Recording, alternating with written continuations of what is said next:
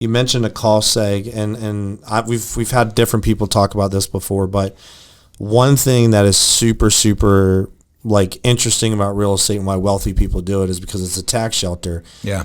What Jay mentioned is an instrument that you can reduce your taxes through by owning real estate called a cost segregation, where you essentially take a bunch of depreciation 1 year. Neither him or I are CPAs, but if you are listening to this, that is one of the reasons why you want to invest in real estate. You need to learn about that. It's what the wealthy do. And it's one of the reasons why people keep wealth is because they use real estate as a vehicle to keep wealth and to avoid paying taxes. And it's legit and it's legal. The IRS lets you do it. Absolutely. I tell people that all the time because that's just going to immediately shelter it. But, there's the components. The thing I love about real estate right now, and specifically short-term real estate, interest rates are high right now. Yep. So most properties are not going to cash flow nearly like they would in the last 2 years. True. But I've bought more real estate in the last 12 months than I've ever bought in my life. Because you're getting a better deal. Dude, I'm still in it. I'm still in it on price, labor. Yep. I mean, I've got guys with labor that are, hey, dude, I'll do it by the hour, or right. They're coming at me with a fraction of what they're doing. So my basis versus 2020, 21, 22 is so much is compressed, and so I'm in this for the long term, right? It's like I think it's a good point that you made because there's so many people that I'm talking to. It's waiting. Whether it's residential or investment or whatever, and they're like, well, I'm going to wait till rates go down. And, that's such a fallacy because everybody else can do the same thing. Absolutely. So now it becomes a crowded market again, and now you're fighting on every deal with everybody where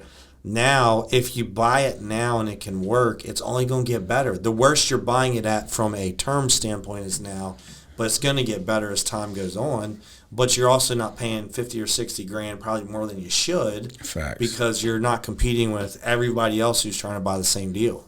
Absolutely. Well, just think about it, man. So say you could go buy a property, in 2021 for $1.5 million. Yeah. Right? Let's $1 million for simple math. By the way, just so if everybody listening to this, this market that he's in, this is what they deal with. There's high-end cabins and shit. I'm buying $150,000, $200,000 houses. Me and my buddy Alex were just talking about this. We're like, well, we're not moving here. So you have to flip how many homes to make that? And that is my niche, man. Right, I don't, course. it's like nothing wrong small numbers, larger, Yeah. Somebody taught me that very early in my career. It's like the race to $1 million, man, it comes in 50 different ways. Yep. You can do it, 100 times over, you take, 20 grand, 50 times and you're there. Right. Yep. And so, or you can do 100 grand 10 times. Right.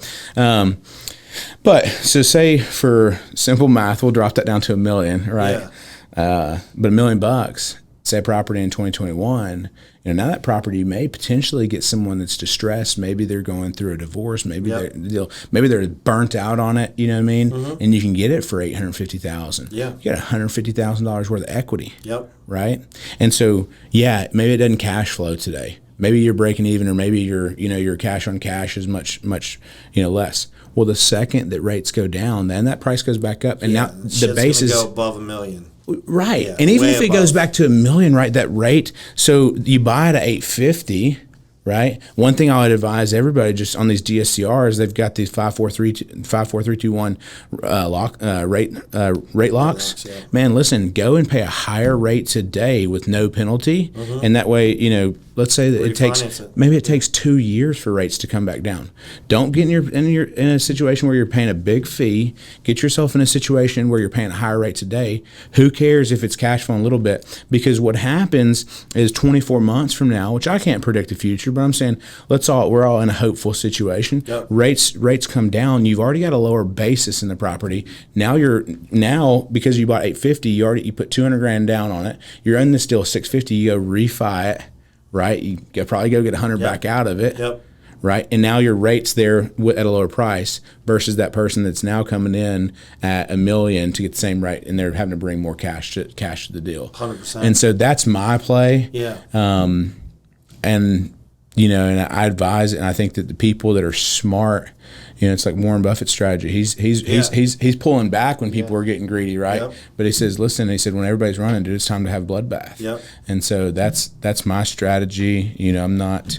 There's a whole lot, guys smarter than I am, but I think that it's just common sense. Supply and demand. Well, it's not common sense to most people.